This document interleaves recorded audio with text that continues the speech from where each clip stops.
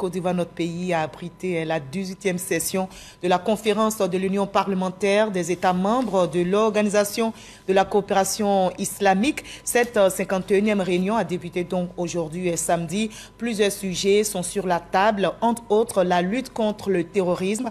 Le président de l'Assemblée nationale, Adama Bictogo, appelle à une synergie d'action, comme nous le dit Konaté Moussa. 51e réunion du comité exécutif de l'Union parlementaire des États membres de l'Organisation de la coopération islamique UPC à Abidjan. Les délégations venues d'une cinquantaine de pays sont réunies pour débattre de diverses thématiques.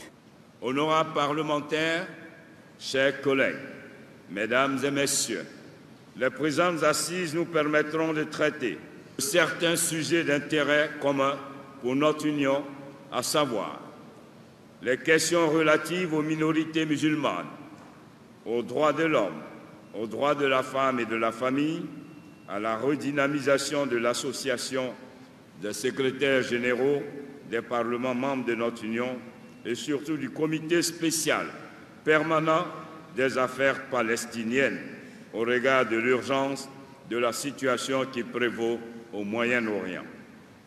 Ce sont autant de sujets qui seront abordés durant ces quelques jours de travaux afin de faire non seulement le bilan de nos actions sur certains points spécifiques, mais aussi et surtout de nous orienter vers l'avenir.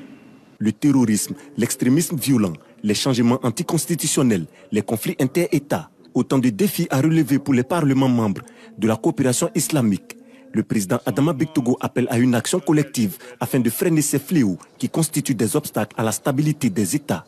Face donc à ces défis qui nous interpellent tous, autant que nous sommes, et qui constituent une véritable pesanteur défavorable pour le développement harmonieux de nos États et de nos populations, nous avons, plus que jamais, besoin d'agir collectivement, conformément au principe de solidarité et d'entraide entre États membres ayant en partage non seulement le droit humanitaire international et surtout la religion.